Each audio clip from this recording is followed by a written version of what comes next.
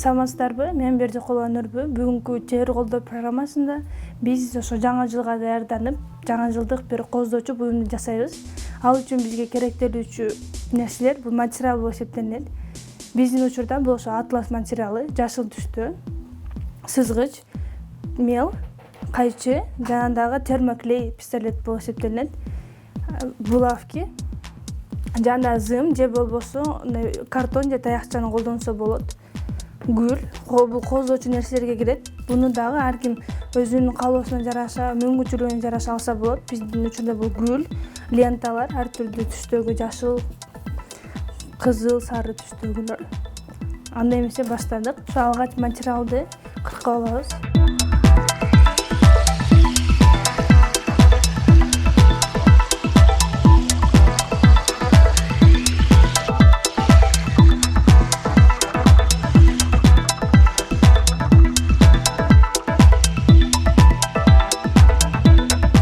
Материалдын узундугу канчалык узун болсо, ошончолук жакшы. Биздин учурда бул ошо материалдын кеңдиги менен эле кыркабыз. Бул 1,5 метр.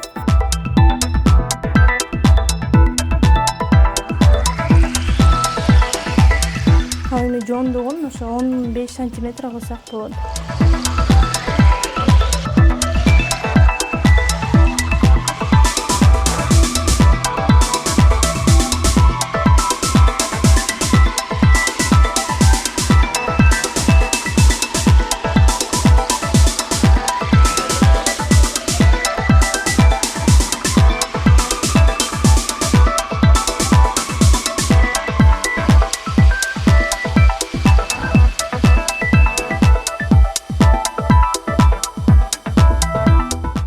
Белгилеп алып, эми ушул сызыктарды бириктиребиз.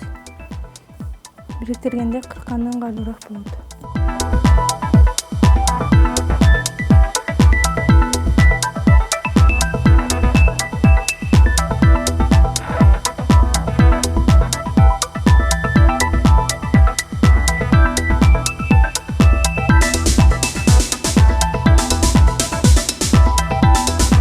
Сызык боюнча кыркып чыгабыз.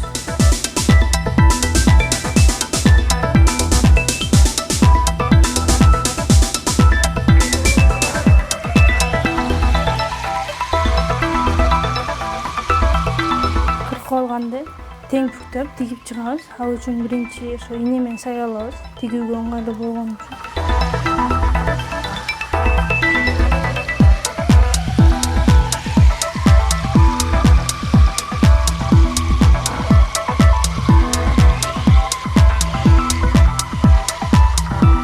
Буну ийне менен белгилеп алган соң машинкада же болбосо колдо тигип чыгабыз. Бул ийне менен белгилеп алган жерди азыр тигип чыгабыз машинкада. Бул жер ушундай ачык калыш керек.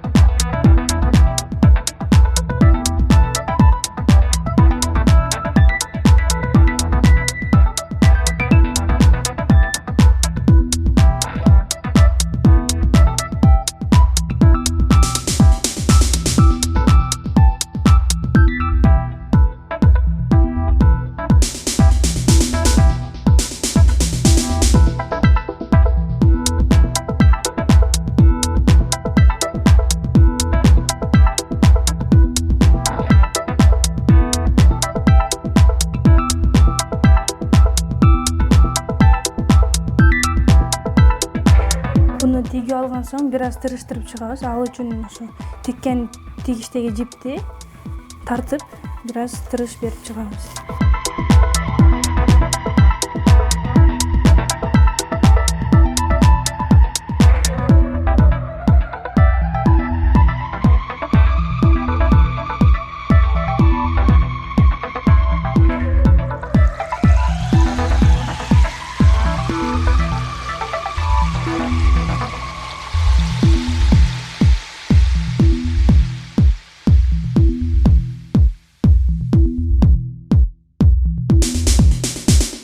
Ошо тегерек формасына ылайыкташтырып, тегеректи кандай размерде кылсаңыздар, ошончо размерге чейин тырыштырып чыгарабыз.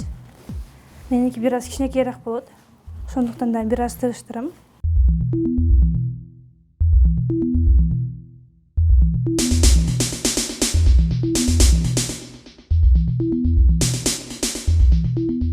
Тырыштырып бүткөн соң буну аңтарып алабыз оң жагынан.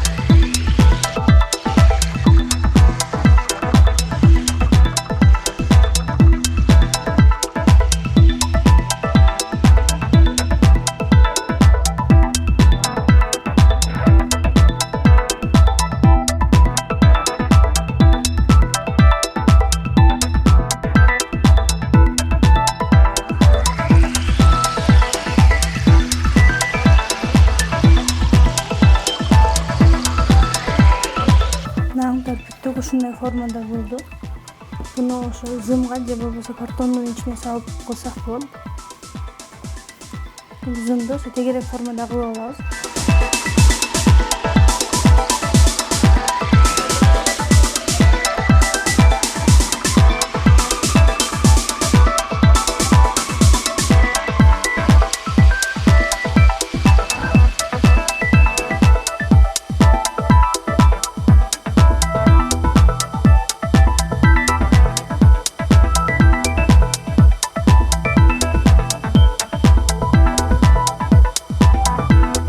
Suyun içine girgizip çıkarız.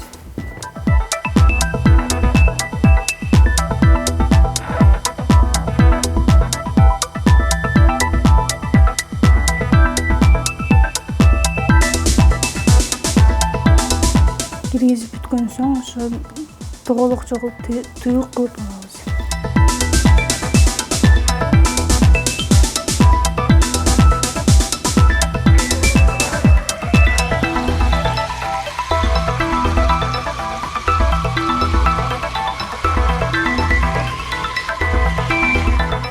Açık yerin birbirinin içine girgizip koysak bilmiyorum.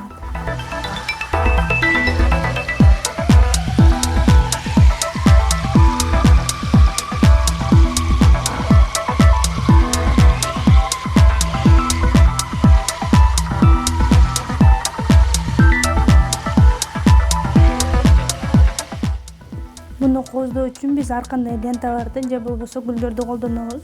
Бул да болсо өзүңүздүн табитиңиздерге жараша болот. Ал эми булардын баарын ошо биз клей менен жабыштырып чыгабыз. Термоклей деп аталат.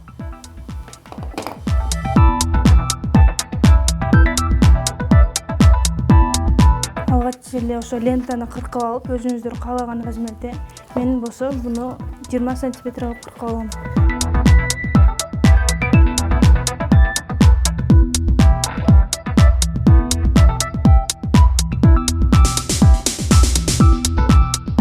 Ekşi kırkalımız.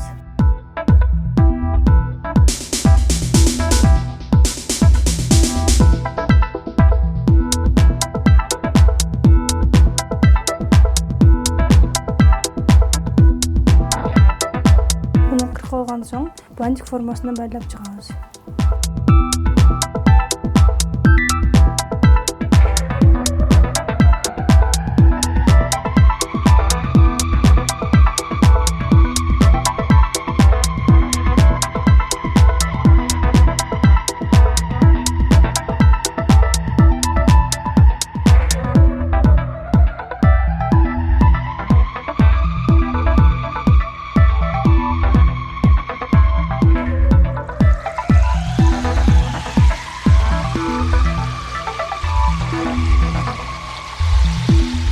Bu bantiklerdi derdalız. Andan keyin kızıl түстөгү lentadan da bantik derdayız. Kiçinesinden жана чоңунан. Чоңунан чоңураак bantiklerdayız. Ошондуктан бул 30-40 см кыркып алсаңыздар болот. Мен 40 см кыркып алдым. Мындан дагы үчөөнү кыргам.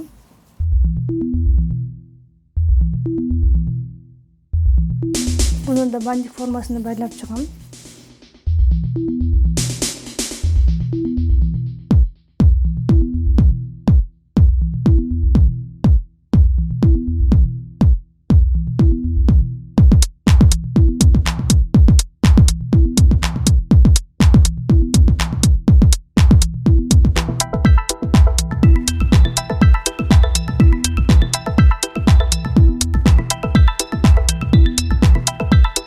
Буларды бүткөн соң кичинекейинен да кыркып алабыз. Буну 30 см кылабыз.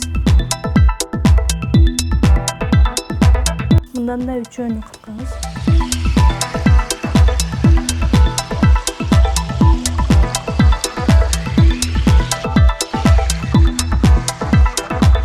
Бул лентаны да бантик формасына байлап чыгабыз.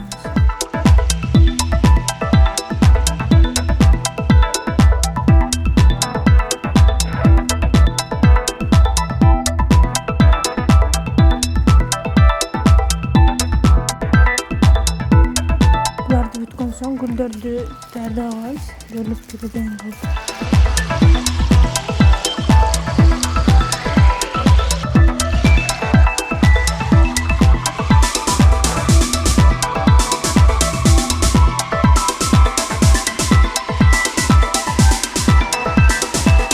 Gulni tayyorlab olgan so'ng bunun bir sekesini biraz sürüp ошол tarafga biz yig'ishtiramiz.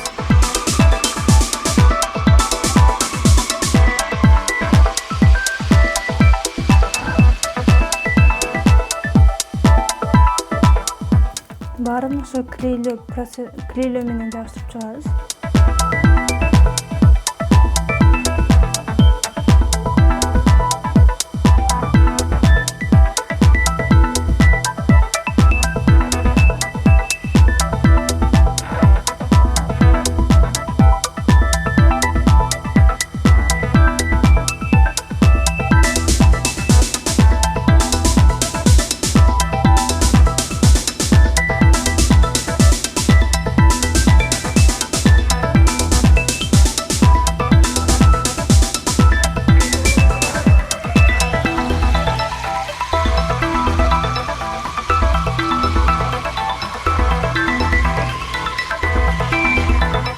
Biraz daha sarı lentadan kırıp alıyoruz.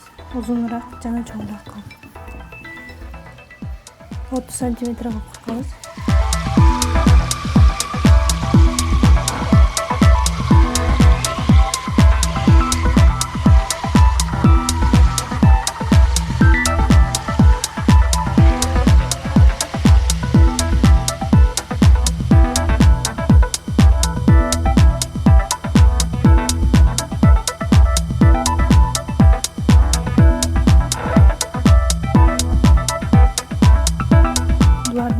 Клейлеп чыгабыз.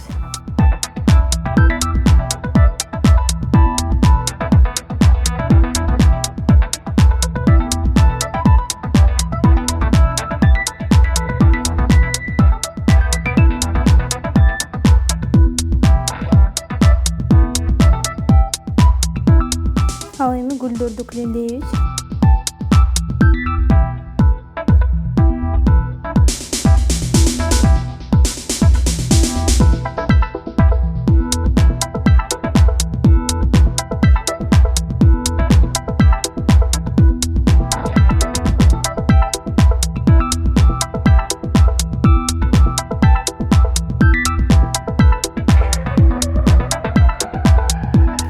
Биздин жаңы жылдык коздоочу буюм даяр болду.